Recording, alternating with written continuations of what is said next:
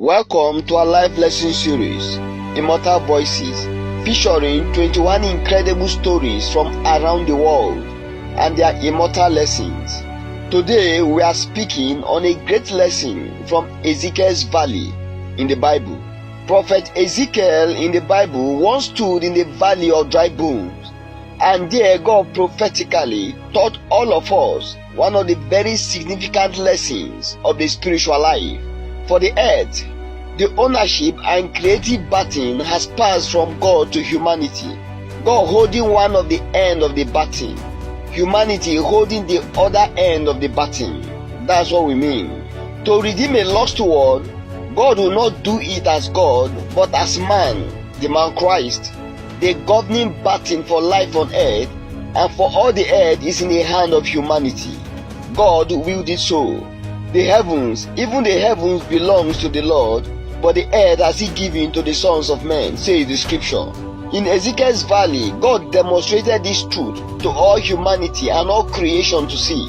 God asked Ezekiel to stand on the same platform that God once stood upon in Genesis chapter 1 verse 2. A valley without form and void, filled with darkness and the stench of death. When God stood in the same place in Genesis chapter 1 verse 2, he spoke. Now he asked Ezekiel to speak. Son of man, speak to these bones. In craftsmanship, you teach the apprentice to do the same things you do by taking the person to the same platform that you yourself operate from. In Ezekiel, God took us to the same platform in the spirit that he operates from, and taught us the lesson that he has labored to teach us across thousands of years. We are invested with the ability to do what God did in Genesis chapter 1 to a very significant measure. God in Genesis chapter 1 days rose one man from the dust in Adam, grown man. In Ezekiel chapter 37, Ezekiel as a man raised a multitude from the dust, fully grown matured men, an army. A prophetic snapshot of the future Son of Man, the Lord Jesus, raising the whole humanity to a new life in God. God formed the body of one man from dust as he spoke in Genesis chapter 1. Ezekiel spoke, and dust gathered to dust formed the lifeless bodies of many men. God breathed into a lifeless body and it became a living soul. Ezekiel breathed into many lifeless bodies as he commanded breath to enter into them, and they became living souls, a multitude of people.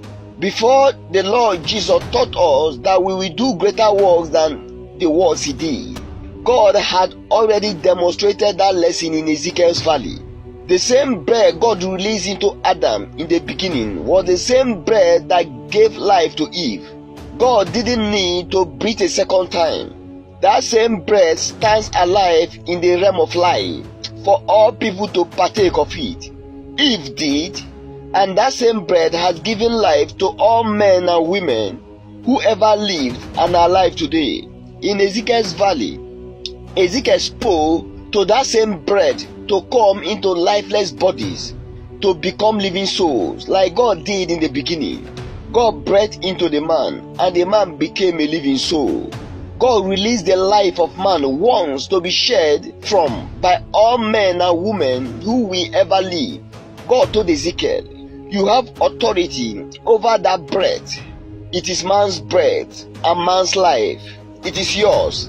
I have released it for man. You have authority over it. Command it. It will obey you. Recognizing our authority over the breath of life, we will raise the dead, heal the sick, raise the dead, cleanse the leper. The Lord Jesus said, you can raise the dead. Recognizing our authority over the breath of life, we will raise the dead, both spiritually dead and physically dead. The final resurrection of all men and women from the dead on the last day will happen as man speaks his authority over the breath of life. In John chapter 5 verse 28, we learn that the time is coming when all who are in the graves will hear the voice of the Son of Man and will all arise to life for final judgment. They will arise from the grave to the voice of man. Only before the creation of man did God unilaterally walk and unilaterally spoke on earth, because there was no man. After man's creation, God had never acted such again in the history of the Bible. God walks and speaks through man now. Even when Satan corrupted life on earth, to correct it, God had to become man to do it. Today, God's voice will come to us directly and also through man as much as well. God will supply answers to our prayers directly and majorly through man as well. The era of unilateral acts of God on earth, as we see in Genesis chapter 1, is overly minimized, if not over. He dispenses through man on earth now. Even God becoming man on earth was dispensed through man, prophets, and Mary. Understanding this, the Apostle Paul said, we are co-laborers with God.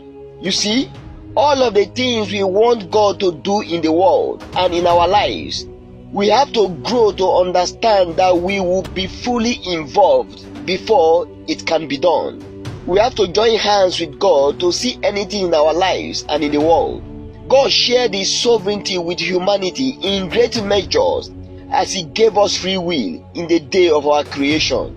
God alone, not much will be done today. We alone, nothing will be done at all. God and humanity, everything will be done. All. I sought for a man, but I found none, so I destroyed the city. Remember this voice? God is constant. Men and women are the variables. Until we rise to our place in the partnership with God, we will not see the moves of God in our lives and in the world as we desire. Here is a simple call to arise. Rise to the new partnership. Men and women arise. The constant God is already risen in the Lord Jesus Christ. Now arise. We can only rise as fast and as far as our own portion of the partnership plays out. Friends, time to fully arise is now, for He is risen. Amen. Thank you. God bless you.